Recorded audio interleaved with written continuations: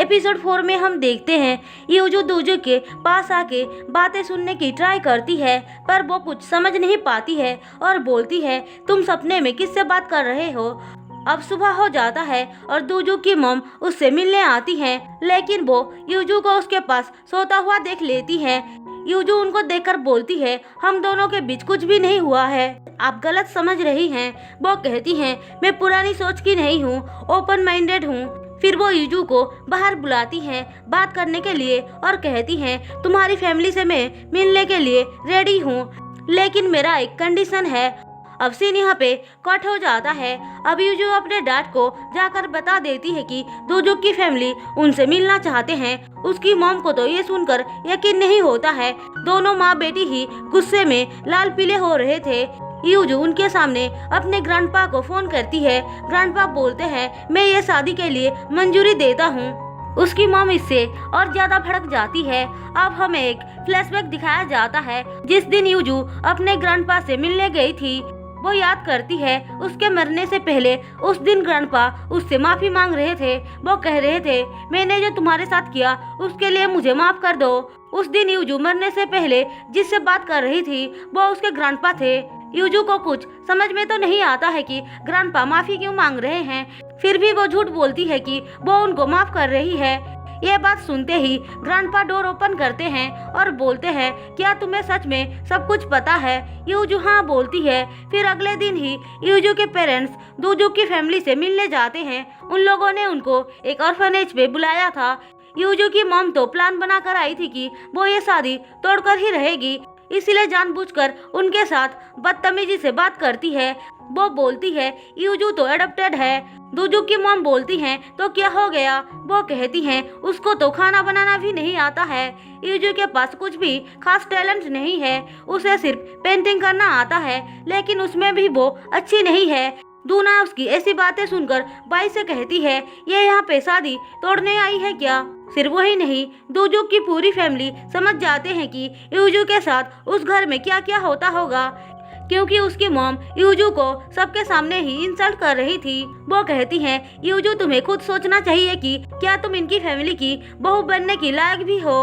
दोजो की mom yuzu का support करते हैं। दोजो भी यूजू को सपोर्ट करता है, जिससे कि उसमें थोड़ा सा कॉन्फिडेंस आता है। वो कहती है, मैं आप सबके लिए एक पेंटिंग लेकर आई हूँ। फिर वो पेंटिंग को दिखाती है तो सब लोगों को बहुत पसंद आता है। सबसे ज्यादा खुश तो ग्रैंडमा होती हैं। वो तुरंत ही उस पेंटिंग को वॉल पे टांगने के लिए बोलती है। यूजू की मॉम वो देखकर जल भून कर राख हो जाती है, इसीलिए यूजू को साइड पे ले जाकर पूछती है, वो पेंटिंग तुम्हें कहाँ से मिली। दरअसल पास्ट लाइफ में यूजू को जब फेक पेंटिंग के वजह से अरेस्ट किया जा रहा था, वो सब याद करके यूजू समझ गई थी कि उसके बनाए हुए पेंटिंग को उसकी मॉम असली पेंटिंग बोलकर बेचती थी। यूजू फेमस आर्टिस्ट की पेंटिंग को ऐसे नकल करती थी कि लोग असली नकली का फर्क नहीं कर पाते थे, जिसका फायदा उसकी मॉम उठाती थी। यूजू कहती है, आपने जिस लेडी को पेंटिंग बेची थी उससे ही लेकर आई हूँ, पर तुम्हें रिफंड करने के लिए पैसे कहाँ से मिले। वो पेंटिंग की कीमत बिलियन है। यूजू उसकी बातें सुनकर हंसती है। अब फैमिली मीटिंग खत्म होने के बाद वो लोग जब वापस जा रहे थे, यूजू के डैड उस पर बहुत गुस्सा करते हैं और बोलते हैं, तुम्हारे वजह से मेरी कंपनी को लॉस होने वाली है, तुम शादी तोड़ने की ट्राई क्यों कर रही थी। वो कहती है, तुम कैसे बाप हो, तुम्हें अपनी बेटी की जरा सी भी फिक्र नहीं है क्या। वो बोलते हैं, मैं उसके डैड होने से पहले एक सीईओ हूँ। फिर वो घर पहुंचकर गुस्से में अंदर चले जाते हैं। उनके जाने के बाद यूजू की मॉम किम को थप्पड़ मार के बोलती है, तुम कहाँ मर गए थे जब यूजू वो पेंटिंग लेने गई थी। उन लोगों की बातें सियोक सुन रहा था। थोड़ी देर बाद यूरा गुस्से में बाहर निकलती है, जिसके पीछे पीछे सियोक भी जाता है। यूरा उसको बताती है कि आज दोजो की फैमिली उसकी फैमिली के साथ मिलकर शादी के बारे में डिस्कशन कर रहे थे। सियोक को ये बात सुनकर बहुत बड़ा झटका लगता है। यूरा कहती है, अगर तुम मेरी हेल्प करोगे तो हम उन दोनों को अलग कर सकते हैं। दूसरी तरफ दोजो की मॉम दूना से पूछ रही होती है, तुम्हें वो लड़की कैसी लगी। दूना उनको यूजू की इतना फिक्र करता हुआ देख बोलती है, मॉम लगता है आप उस लड़की को पसंद करने लग गई हैं, इसीलिए तो उसके लिए इतना फिक्र कर रही हैं। वो मना करते हुए बोलती हैं, ऐसा कुछ नहीं है, मुझे बस उसके लिए बुरा लग रहा है। तुमने देखा नहीं उसकी मॉम कैसे सबके सामने उसकी इंसल्ट कर रही थी। मुझे तो डाउट है कि वो लोग उसे सही से खाना तक देते होंगे या नहीं। बेचारी कितनी दुबली पतली लग रही थी। अब सीन शिफ्ट होकर हमें यूजू को दिखाया जाता है। वो सूजी को बता रही थी कि दोजुक की मॉम चाहती है कि दोजुक वापस तेजा ग्रुप में आ जाए। उन्होंने कंडीशन रखा है कि अगर यूजू 6 महीने के अंदर उसे मना नहीं पाई तो दोजुक की लाइफ से चली जाएगी। वो पूछती है आखिर दोजुक कंपनी में क्यों नहीं जाना चाहता है। सूजी बोलती है उसका बड़ा भाई जुंग उस कंपनी को संभालता है क्योंकि दोजुक ने सक्सेसर बनने से मना कर दिया था। यूजू पूछती है क्या उन दोनों भाई के बीच रिश्ता ठीक नहीं है। सूजी उसकी बातों का सही से जवाब नहीं देती है और बातों को घुमाने लग जाती है। वहीं दूसरी तरफ सियोक और दोजुक यूजू को लेकर लड़ रहे थे। सियोक बोल रहा था यूजू सिर्फ उससे प्यार करती है। दोजुक उनके बीच आया है। दोजुक बोलता है यूजू ने तुम्हें डंप किया, उसके बाद वो मुझे चुनी। अब उसे पता चलता है कि उसके कंपनी के बड़े प्रोजेक्ट को रिजेक्ट कर दिया जा रहा है। वो भी जूंग के कहने पर दोजुक को इस बारे में पता चलता है तो वो सीधे प्रेस मीटिंग में चला जाता है और वहाँ के सारे लोगों को अपने तरफ कर लेता है क्योंकि उसका बिजनेस आइडिया जूंग से बेहतर था। जूंग इस बात से बहुत भड़क जाता है। अब रात को दोजुक यूजू को कॉल करता है।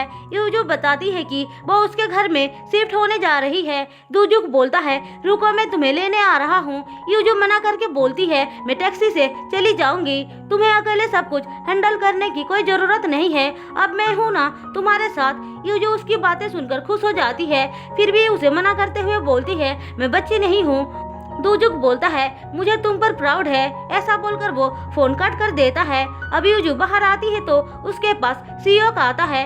वो जबरदस्ती यूजू को अपने साथ चलने को बोलता है। यूजू मना करती है तो वो कहता है ये आखिरी बार है, प्लीज तुम मेरे साथ चलो, मैं तुम्हें दोजुक के घर छोड़ दूंगा। उसके बार बार रिक्वेस्ट करने के वजह से वो मान जाती है। सियोक उसे वहाँ पे ड्रॉप कर देता है। यूजू कहती है अब तुम जा सकते हो। सियोक बोलता है तुम दोजुक के बारे में कुछ नहीं जानती हो, वो बहुत खतरनाक है। तुम ही बताओ एक आदमी एक दिन में ही किसी के प्यार में कैसे पड़ सकता है और तुम्हें रहने के लिए घर तक दे दिया। यूजू बोलती है क्योंकि वो मुझसे प्यार करता है और लोग प्यार में अंधे होकर कुछ भी कर सकते हैं, जैसे कि तुम अपने प्यार के करीब जाने के लिए उसकी सिस्टर से शादी करना चाहते थे। ऐसा बोलकर वो अंदर जा रही थी। तभी सियोक बोलता है दोजुक जितना अच्छा बनता है उतना नहीं है। उसने अपने भाई को बोर्ड से धक्का दे दिया था जिस वजह से उसका एक लेग काम नहीं करता है। वो अपने ही भाई को मारना चाहता था। यूजू ये बात सुनकर शॉक्ड हो जाती है। सियोक उसके पास जाकर उसे गले लगाकर बोलता है ये सारी बातें तुम्हें कोई भी नहीं बताएगा, मैं तुम्हारी फिक्र करता हूँ इसीलिए बता रहा हूँ। पर यूजू खुद को संभालते हुए उसे खुद से दूर करके अंदर चली जाती है। उसके जाने के बाद हम यूरा को देखते हैं। उन दोनों का हक किए हुए फोटो क्लिक किया था। वो सियोक से कहती है तुम्हें तो एक्टर बनना चाहिए था। इसका मतलब दोनों ने यूजू को फंसाने के लिए प्लान बनाया था। इसी के साथ एपिसोड 4 खत्म होता है। दोस्तों अगर आपको मेरी एक्सप्लेनेशन पसंद आई हो तो चैनल को सब्सक्राइब और वीडियो को लाइक जरूर कर देना।